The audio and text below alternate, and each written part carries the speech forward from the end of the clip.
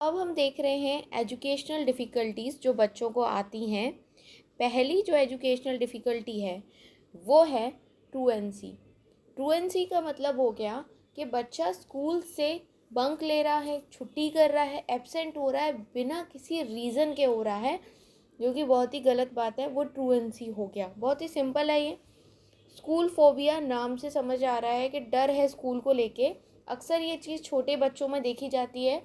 जब उनको नया नया स्कूल लेके जाया जाता है तो वो रोते हैं, स्कूल जाना नहीं चाहते, क्योंकि उनको स्कूल के प्रति एक फ़ोबिया रहता है। ये फ़ोबिया एक अनजान जगह पे जाने के कारण भी हो सकता है, पढ़ाई के डर का हो सकता है, या किसी भी चीज़ का हो सकता है।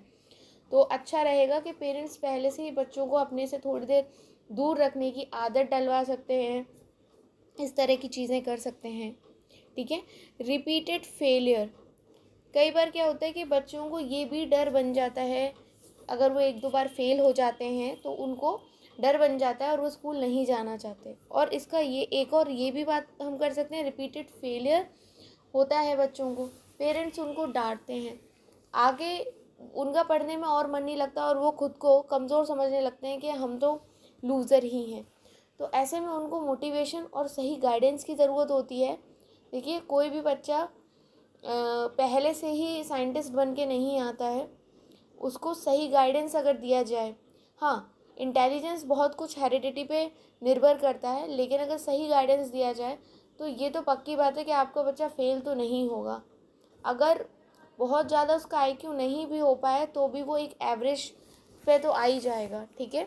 तो गाइडेंस बहुत ज़रूरी है। बच्चों को कभी भी डिमोटिवेट ना करें और देखें कि कहीं उनके साथ कोई ऐसे व्यक्ति तो नहीं है जो उनको डिमोटिवेट करते हैं। कहीं कहीं देखा गया है कि टीचर्स भी बच्चों को ये बोल के डिमोटिवेट कर देते हैं कि आपसे नहीं हो पाएगा, और जो अच्छे नंबर वाले बच्चे उनको प्रेफरेंस देते हैं। मेरे खुद एक फिज़िक्स के टीचर थे जो ये डायरेक्ट बोल देते कि तुमसे नहीं हो पाएगा, इस तरह के उनके शब्द होते थे। तो बताओ, उस टाइम पे हम छोटे थे और हमको कैसा फील होता होगा। खुद से फीलिंग आ जाती है कि हम नहीं कर सकते। तो ये चीज़ें आपको देखनी है। रिपीटेड फेलियर के डर से भी बच्चे पढ़ाई से दूर भागते हैं, जी चुराते हैं। स्कूल एब्सेंटीज़, जैसे कि ट्रूएंसी में बिना किसी रीज़न के हम स्कूल से बंक और एब्सेंट हो रहे हैं, वैसे ही आपको डायरेक्ट आप स्कूल एब्सेंटीज़ लिख सकते हो कि स्कूल से एब्सेंट होना। फिर होता है hyper active attention deficit disorder, या फिर आप इसको बोल सकते हो ADHD। कैसे? Attention deficit hyper activity disorder.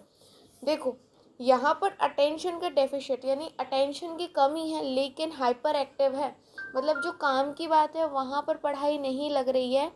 ठीक है, वहाँ तो अटेंशन नहीं है कि मैडम क्या पढ़ा रही हैं, कौन से लॉज बता रही हैं, कौन से सवाल हल करा रही हूँ, उसमें नहीं है मतलब। लेकिन दिमाग कहाँ लग रहा है? Hyper active. कि वहाँ क्या हो रहा है, क्लासरूम में अगर खिड़की के पास बच्चा बैठा है, मैडम की बात ना सुन के वो खिड़की से बाहर देखेगा। और ऐसा बच्चा क्या करता है कि अगर मान लीजिए उसको बोला जाए चलो तो वो भागने लगता है, बोला जाए बोलो तो वो चिल्ला चिल्ला के तेज तेज बोलने लगता है। मतलब उसको हर चीज़ बहुत हाइपर एक्टिव रहता है ना, तो एक चीज़ फूट फूट के निकलती है उसकी, बहुत ज़्यादा चंचल रहता है, उसको एक जगह बिठा के रखना भी नेक्स्ट टू इम्पॉसिबल जैसा रहता है। तो ये हो गए अपने एजुकेशनल डिफ़िकल्टीज़। तो यहाँ हम डिस्कस करने वाले हैं स्लीप प्रॉब्लम्स को, nightmares, insomnia, hypersomnia, narcolepsy, cataplexy, night terror और सोमनाबुलिज्म। देखो, नाइटमेयर ये तो कभी ना कभी सबके जीवन में हुआ ही है कि हमने कोई डरावना सपना देख लिया है। डरावना सपना देखने से हमारी नींद तो डिस्टर्ब हो ही जाती है। उसके बाद कई देर तक, बहुत देर तक इवन, हमें सोचना पड़ता है कि अब सोएं कि नहीं सोएं। मतलब सोने में ही डर लगता है कि अब दोबारा सोएंगे तो हमको डरावने सपने फिर आ जाएंगे। इस डर से हम सो नहीं पाते। सोचो, बड़े लोग नहीं सो पाते, बच्चों के साथ कैसा ही रहता होगा, वो तो और ज़्यादा डर जाते हैं। तो एक ये चीज़ है। दूसरा है इंसोमेनिया, नींद ना आने का कारण। आजकल बहुत सारे लोग हैं जिनको इंसोमेनिया की प्रॉब्लम है, पूरी रात करवटों में बदल जाती है, सो नहीं पाते, सुबह उठते हैं तो फिर फ्रेश फील नहीं होता है उनको, क्योंकि रात भर वो सोए नहीं थे। तो इसके बहुत सारे कारण हो सकते हैं। ट्रॉमा, टेंशन, एंजाइटी कह सकते हैं। रात को पड़े पड़े बिस्तर पे सोच रहे हैं, बहुत सारे विचार आ रहे हैं, थॉट्स आ रहे हैं, तो नींद कैसे आएगी? तो सबसे पहली चीज़ आपको ये करनी है कि जो आपके मन में चीज़ें चल रही हैं उनको कैसे भी करके रोकने की कोशिश करिए। जो थॉट्स आते हैं सोने से पहले उनको कंट्रोल करने की कोशिश करिए। सबसे अच्छा है फ़ोन को दूर कर दीजिए। सोने से 1 घंटे पहले, आधा घंटा पहले फ़ोन दूर कर दीजिए, अलग हटा दीजिए फ़ोन को। तब भी नींद नहीं आ रही है, आपके जो थॉट्स हैं उनको किसी कॉपी में लिख लीजिए, कल जो करना है उसे कॉपी में लिख लीजिए, थोड़ा माइंड डाइवर्ट हो जाएगा। और मेडिटेशन करने की कोशिश करिए। आँख बंद कर दीजिए फ़ोन दूर करके और रिलैक्स हो जाइए। बिल्कुल अपनी बॉडी को ढीला छोड़िए और मेडिटेशन करने की आदत डालिए, मेडिटेशन करना सीखिए। आपकी ये जो प्रॉब्लम है वो ठीक हो जाएगी। हाइपरसोमनिया इसका जस्ट ऑपोजिट है, इसके अंदर बहुत ज़्यादा नींद आती है। देखो 6 से 8 घंटे की नींद तो ठीक है, लेकिन अगर 8 घंटे की नींद लेने के बाद भी और ज़्यादा सोने का मन करता है, लाइक 10-12 घंटे, और इसके बाद भी आप अच्छा फील नहीं करते हो, फ्रेशनेस नहीं आती आपकी, तो फिर आपको ये हाइपरसोमनिया की प्रॉब्लम है। अगेन ये भी हम कह सकते हैं कि एंजाइटी और किसी टेंशन के कारण से हाइपरसोमनिया हो जाता है। जब इंसान किसी लाइफ में ऐसी सिचुएशन से डील कर रहा होता है जिसका वो सामना नहीं करना चाहता, ऐसी मुसीबत उसकी जीवन में चल रही है, तो उसको लगता है कि वो जगेगा, तो वही सब चीज़ें आती हैं। तो वो क्या करता है, छुटकारा पाने के लिए और सोना चाहता है, तब भी ये प्रॉब्लम हो सकती है। या आपके दूसरे हेल्थ इश्यूज़ भी हो सकते हैं जिनके कारण आपको नींद ज़्यादा आ रही है, आपकी बॉडी में मतलब थकान बहुत ज़्यादा है, इससे भी हो सकता है। या फिर पीरियड प्रॉब्लम्स भी होती है जैसे मेंस्ट्रुअल औरतों को, तो उसके कारण भी हाइपरसोमनिया जैसी प्रॉब्लम देखी गई है। सोमनाबुलिज्म में क्या रहता है, नींद में चलने की प्रॉब्लम। ज़्यादातर तो ये छोटे बच्चों में होती है और समय के साथ ठीक भी हो जाता है, लेकिन देखा गया है कि बड़े लोगों में भी प्रॉब्लम है। और ये प्रॉब्लम बहुत ख़तरनाक सिद्ध हो जाती है, क्योंकि उन लोगों को पता नहीं होता है कि वो नींद में चल रहे हैं और चलते चलते वो कहीं भी पहुंच सकते हैं। मान लीजिए कोई बच्चा बालकनी में पहुंच जाए और कूद जाए वहाँ से, तो ये बहुत डेंजरस हो जाता है। तो ये कुछ ऐसे बच्चों के साथ ये प्रिकॉशंस रखने पड़ते हैं। इवन मैंने तो एक का ये भी सुना है कि एक लड़का तो गेट खोल के, ताला खोल के बाहर चला गया और आ भी गया। सोचो कितना ज़्यादा ये रिस्की है सोमनाबुलिज्म। तो ये ऐसे लोगों का काफ़ी ख़ास तौर पे बहुत ज़्यादा ध्यान देना पड़ेगा। ये भी स्लीप प्रॉब्लम है एक। और जब इनसे सुबह पूछो तो इनको कुछ भी नहीं पता रहता कि इन्होंने रात में क्या किया था। नाइट टेरर, सोने का डर। कई बार छोटे बच्चों को देखा गया है कि वो सो रहे हैं, सोते सोते एकदम से उठ गए, पसीना पसीना हो जाते हैं, हार्ट बीट उनकी तेज़ हो जाती है, और जब उनसे सुबह पूछो तो उनको कुछ भी याद नहीं रहता कि सपना देखा था कि क्या हुआ था। तो ये हो गया नाइट टेरर। नाक्रोप्लेसी, नाक्रोप्लेसी एक ऐसी प्रॉब्लम है जिसके अंदर क्या रहता है कि देखो पहले सुनो, नाक्रोप्लेसी जो है उसी का एक सिम्टम है ये कैटाप्लेक्सी। ठीक है, तो पहले अपन अच्छे से नाक्रोप्लेसी को समझेंगे। इसके अंदर क्या होता है ना, स्लीप अटैक आते हैं, मतलब नींद के दौरे आते हैं। इंसान कभी भी किसी भी टाइम पर सो सकता है। जैसे मैं ये वीडियो रिकॉर्ड कर रही हूँ तो बोलते बोलते सो जाऊँगी, ठीक है, कुछ सेकंड्स के लिए, कुछ मिनट्स के लिए। कोई ड्राइव करते करते सो सकता है, कोई मीटिंग में भी सो सकता है। तो ये काफ़ी ज़्यादा खतरनाक प्रॉब्लम है नैक्रोप्लेक्सी। और इसका एक सिम्टम आ जाता है कैटाप्लेक्सी। कैटाप्लेक्सी के अंदर क्या होता है, जो बॉडी हो जाती है ना काफ़ी कह सकते हैं लूज़ हो जाती है, या फिर बोल दो बॉडी पे से कंट्रोल ही ख़त्म हो जाता है। सपोज़ आप कार ड्राइव कर रहे हो और आपको ये नैक्रोलेप्सी की प्रॉब्लम है, आपको नींद के दौरे आते हैं और उसके कारण आपको कैटाप्लेक्सी की प्रॉब्लम हो गई है, तो आप चाहकर भी ड्राइव नहीं कर पाओगे, क्योंकि आपकी बॉडी पे आपका कोई कंट्रोल नहीं रहेगा और ये सिचुएशन बहुत ही ज़्यादा डेंजरस हो जाती है। तो ये सारी स्लीप प्रॉब्लम्स हैं जो बच्चों में होती हैं, लेकिन बहुत सारी प्रॉब्लम है जो बच्चों में ख़त्म हो जाती हैं, लेकिन बहुत सारी प्रॉब्लम है जो नहीं ख़त्म होती और बड़ों में भी देखी जाती हैं। सो अभी हम देख रहे हैं एडजस्टमेंट प्रॉब्लम्स को, मिसकंडक्ट, डिसोबीडियंस और टेम्पर टेंट्रम। इसके अंदर क्या आता है, मिसकंडक्ट करना, जो भी सोशली एक्सेप्टेबल नहीं है ऐसा कोई भी बिहेवियर दिखाना, ठीक है, बात ना सुनना या फिर नखरे दिखाना। आमतौर पे ये चीज़ टेंट्रम, ये चीज़ें तो छोटे बच्चों में देखी जाती हैं,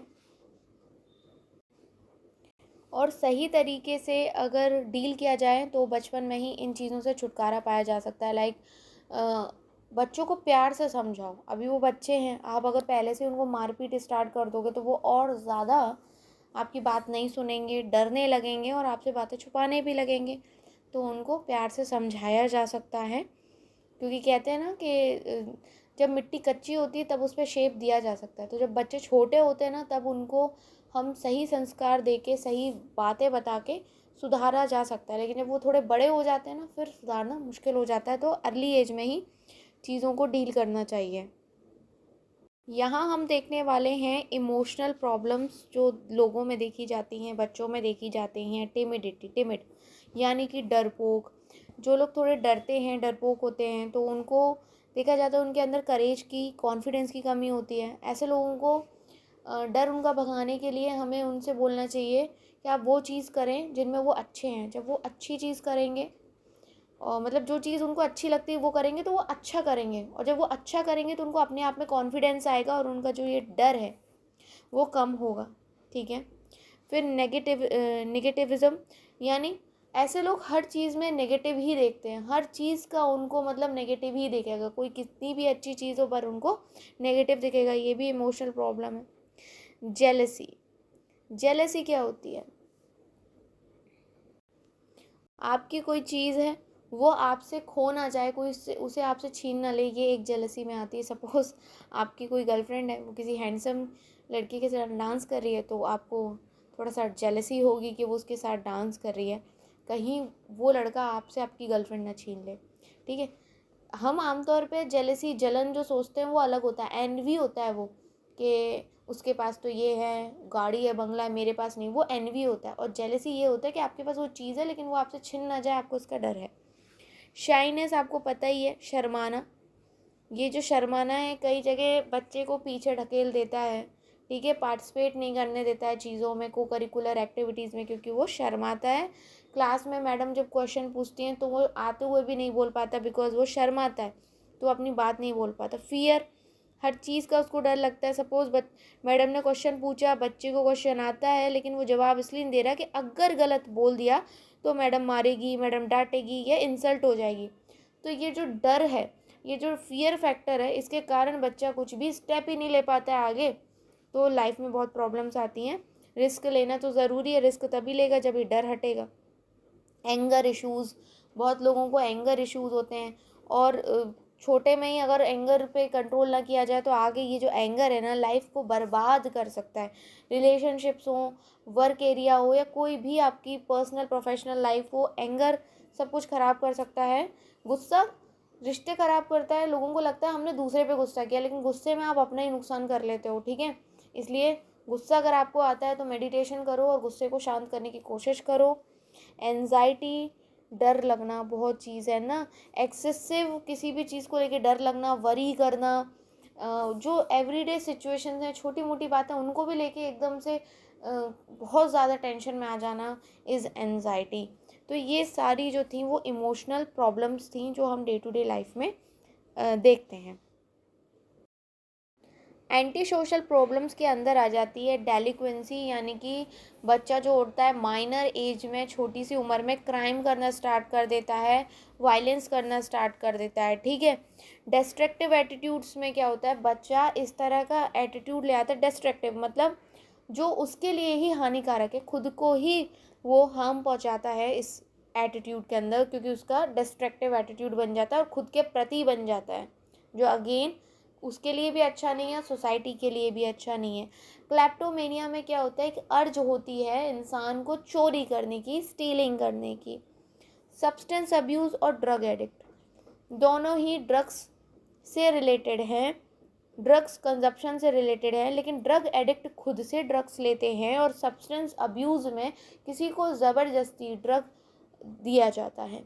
तो दोनों ही चीज़ें हमारी सोसाइटी के लिए बिल्कुल भी अच्छी नहीं है। तो ये सारी एंटी सोशल प्रॉब्लम्स के अंदर आती हैं। अब हम बात कर रहे हैं सेक्सुअल प्रॉब्लम्स की। तो सबसे पहला आता है मास्टरबेशन, जो ज़्यादातर आप लोगों को मास्टरबेशन क्या होता है पता ही होगा, लेकिन इसके साथ प्रॉब्लम्स क्या आ जाती हैं, क्योंकि हम प्रॉब्लम देख रहे हैं तो हम प्रॉब्लम ही जानेंगे, अदरवाइज़ कुछ तरीके से लोग बताते हैं कि मास्टरबेशन के फ़ायदे भी होते हैं, लेकिन हम यहाँ पर सेक्सुअल प्रॉब्लम्स पढ़ रहे हैं तो हम लोग यहाँ प्रॉब्लम्स भी हाईलाइट करेंगे कि बैक पेन हो जाना, इस एक्सेसिव मास्टरबेट करने के बाद गिल्ट हो जाती है, जो सेक्सुअल सेंसिटिविटी होती है वो कम हो जाती है, बॉडी में वीकनेस आ जाती है। प्रीकोशियस का मतलब होता है ये एक ऐसी प्रॉब्लम है जिसके अंदर जो बच्चे होते हैं उनके अंदर को जो एडल्ट में चेंजेस आने चाहिए, एडल्ट होके जो चीज़ें उनकी बॉडी में आनी चाहिए वो पहले ही छोटी एज में ही आ जाती हैं।